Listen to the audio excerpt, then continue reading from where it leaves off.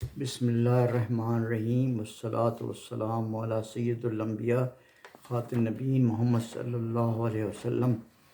پاکستان منزل و منزل فیاض مبین کے ساتھ یہ سلسلہ جاری ہے۔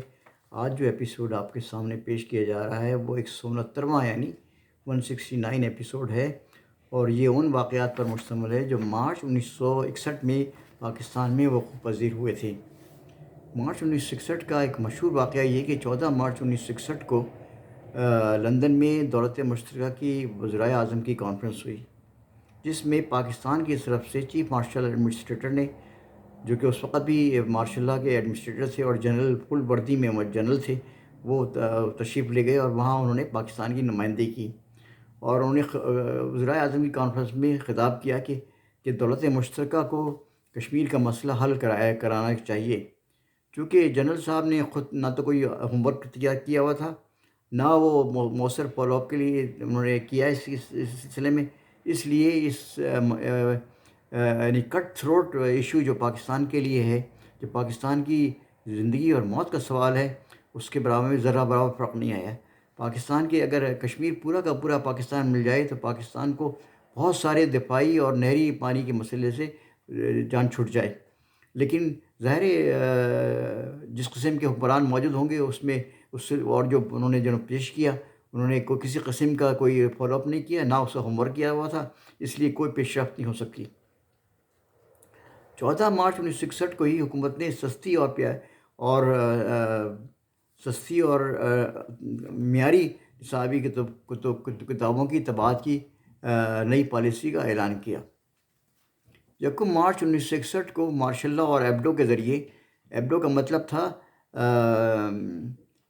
Disqualification order, able bodies disqualification order, اس کے ذریعے سیاستدانوں کو نااہل قرار دینے کا سلسلہ جاری رکھا۔ اس کا مقصد یہ تھا کسی طریقے سے پاکستان میں سیاستدان کوئی رول ادا نہ کر سکیں اور قوم کو اکٹھا نہ کر سکیں۔ فوج اکٹھا نہیں کر سکتی کسی قوم کو، صرف سیاستدان اور معیاری سیاستدان اور مخلص سیاستدان اور نیک سیاستدان جو ہے وہی ملک کو اکٹھا رکھ سکتے ہیں۔ 1 مارچ 1961 کو پنجاب کے سیاستدان میاں افتخار الدین کو ایبڈو ٹریبیونل نے، جو کہ فوج نے قائم کیا تھا، 1 مارچ 1961 کو انتخابی اداروں کی رکنیت کے لیے نااہل قرار دے دیا، تاکہ جنرل ایوب صاحب کی ٹیم مکمل طور پر اقتدار پر ہمیشہ کے لیے قابض رہے۔ یہ مقصد تھا اصل میں ایبڈو کا، اور جو ان کی اسٹریٹجی تھی مارشل لاء کے بعد، اور ایک مقصد سب سے بڑا ان کا یہ تھا مارشل لگانے کا، کسی طرح سے فیڈرل کیپٹل کراچی سے جو ہے اسلام آباد شفٹ کر لیا جائے اپنے گھر کے قریب۔ کیا انصاف ہے یا شیخ، اللہ رحم کرے اس ملک کے حال پہ۔ یعنی اس نے سے پوچھا گیا کہ بھائی آپ کیوں اس کیپٹل کو، ایک پورے شہر کو آپ منتقل کرنا چاہتے ہیں؟ تو اس نے فرمایا، سنیے بات سنیں کہ کیا فرمایا۔ انہوں نے کہا مجھے یہاں کا موسم پسند نہیں ہے۔ تمہارا باپ کا ملک ہے پاکستان جو تمہیں موسم پسند نہیں ہے؟ انتہائی متکبر، انتہائی بے ایمان اور بددیانت حکمران تھا یہ خان، جس کا نام تھا۔ 8 مارچ 1961 کو گورنمنٹ نے چارٹرڈ اکاؤنٹس کا ادارہ قائم کرنے کے لیے آرڈیننس جاری کیا۔ نظام حکومت آرڈیننسوں کے ذریعے چلانے کا سلسلہ فوجی حکومت جاری رکھا، اور اسی طرح حکومت چلتی رہی، جبکہ جو ہے صوبائی اسمبلی اور قومی اسمبلی کا کوئی وجود نہیں رہا، نہ وہ قائم رہی، نہ ان کا کوئی رول رہا، وہ بھی ربر اسٹیمپ تھی، اسمبلی بنی ہوئی بعد میں۔ 22 مارچ 1961 کو حکومت پاکستان نے بنگالی ادب میں فرخ احمد اور اسکواش میں اعظم خان کو صدارتی تمغہ برائے حسن کارکردگی دینے کا اعلان کیا۔ 23 مارچ 1961 کو حکومت پاکستان نے اولمپک کی فاتح ٹیم کے کپتان میجر عبدالحمید حمیدی کو نشان امتیاز دینے کا اعلان کیا۔ 25 مارچ 1961 کو فوجی حکومت کی گورنر کانفرنس نے غذا اور زراعت کمیشن کی رپورٹ منظور کر لی۔ مشرقی اور مغربی پاکستان زرعی ترقیاتی کارپوریشن اور زرعی تحقیقاتی کونسل قائم کرنے کا اعلان کیا۔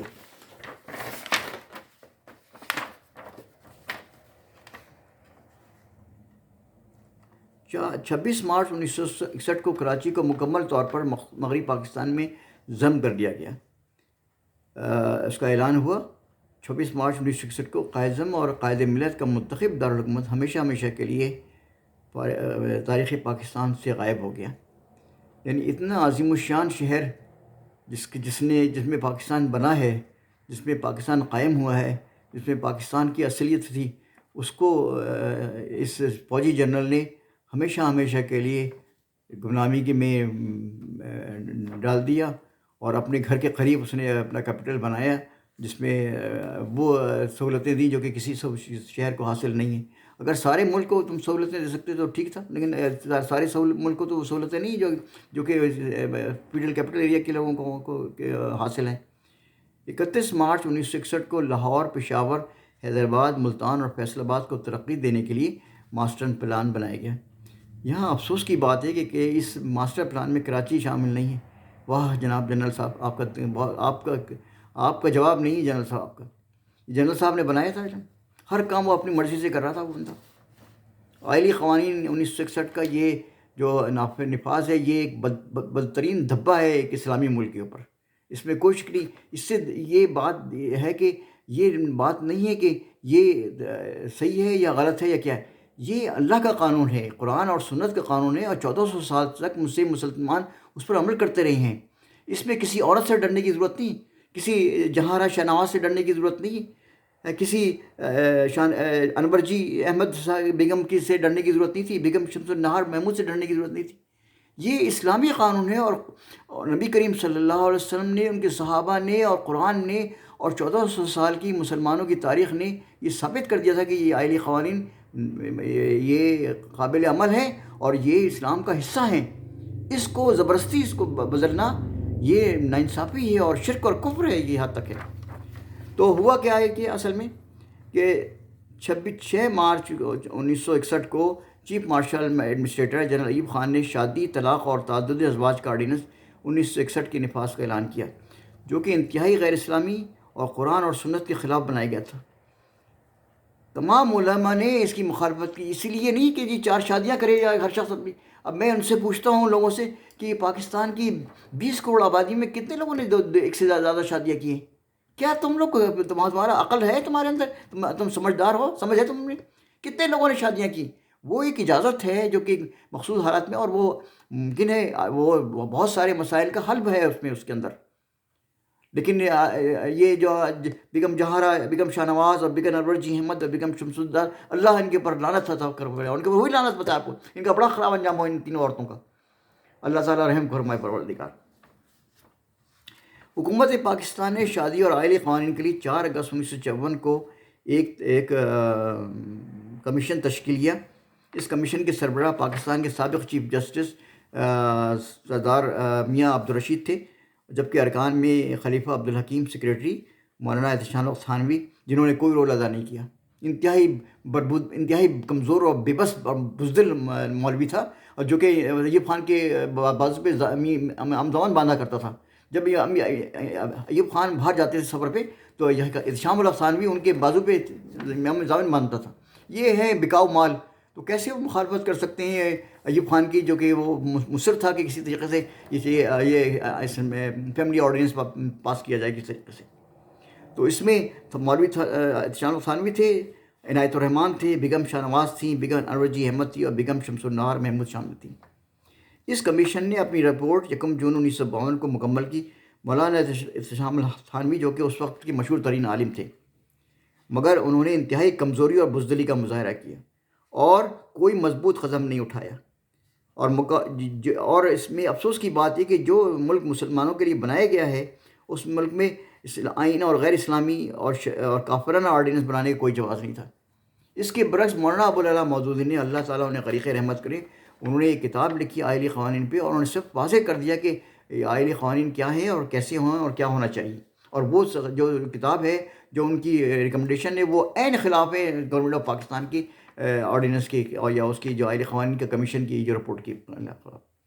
یعنی وہ ایک کمزور ایک عالم دین نے پورے حکومت پاکستان کو چیلنج کر دیا کہ تم سب فراڈ کر رہے ہو، سب بےایمانی ہے، بدماشی ہے، یہ کفر ہے جو تم کر رہے ہو، یہ اسلام نہیں ہے، یہ خدا سے ڈرو، اللہ کے واسطے ڈرو، اللہ کے ہاں تم کیا جواب دو گے یہ کہ تم نے اسلامی ملک میں یہ غیر اسلامی نافذ کی۔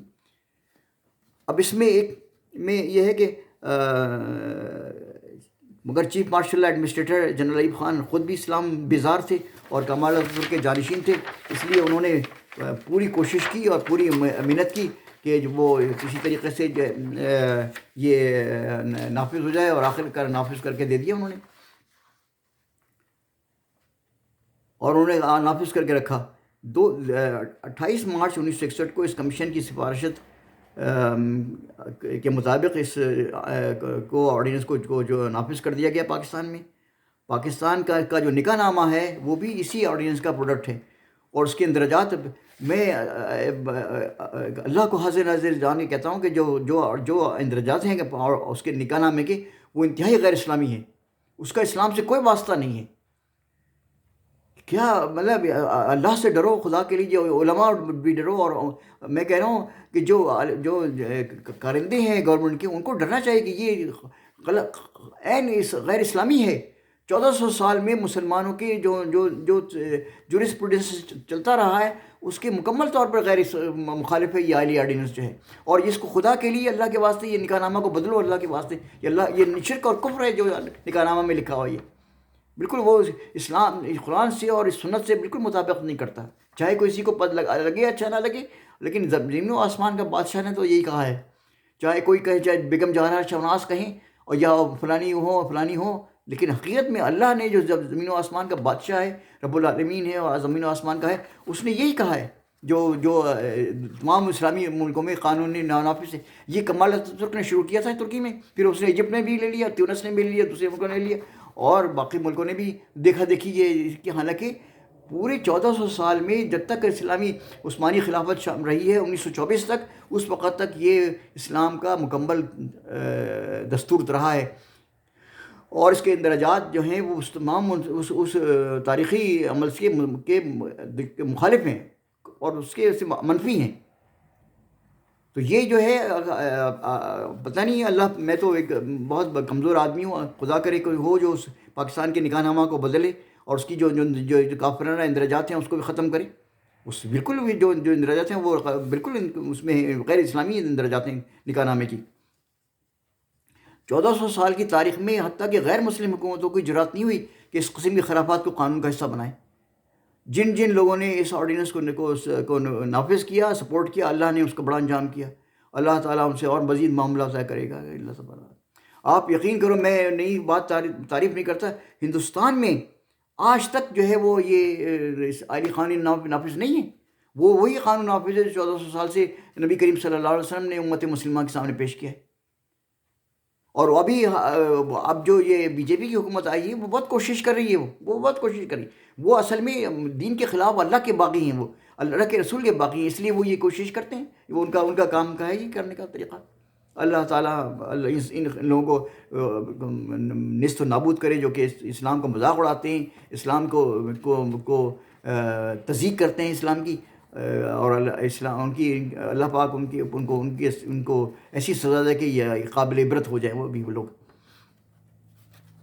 مارچ 1961 کا مشہور واقعہ یہ کہ پاکستان اور روس کے درمیان تیل نکالنے کا معاہدہ ہوا۔ 26 مارچ 1961 کو کراچی کے اسٹیٹ گیسٹ ہاؤس میں پاکستان اور روس، جو کہ اس وقت سوویت یونین تھا، کے درمیان تیل نکالنے کا معاہدہ ہوا۔ پاکستانی حکومت روس کی مدد سے قدرتی اور معدنی وسائل، خصوصاً تیل کی یعنی پیٹرولیم کی برآمد کے لیے ایک ادارہ قائم کرے گی جو روسی فنی کارکنان اور ماہرین کی مدد سے تیل کی تلاش کا کام کی نگرانی کرے گا۔ یہ جو واقعات آپ کے سامنے میں پیش کیے، یہ وہ واقعات ہیں جو مارچ 1961 میں پاکستان میں وقوع پذیر ہوئے ہیں۔ اللہ سے دعا ہے کہ اللہ تعالیٰ اس میری کوشش کو کامیاب کرے، اللہ پاک حفظ و امان میں رکھے پاکستان کو، اللہ پاک پاکستان کی حفاظت فرمائے، پاکستان کو صحیح معنوں میں جو انقلابی اسلامی جو وہ ہے جورسپروڈنس، وہ اللہ تعالیٰ اس کو لوگوں کو سمجھنے کی اور اس کو نافذ کرنے کی توفیق عطا فرمائے۔ آمین، اللہم آمین۔ پاکستان پائندہ باد۔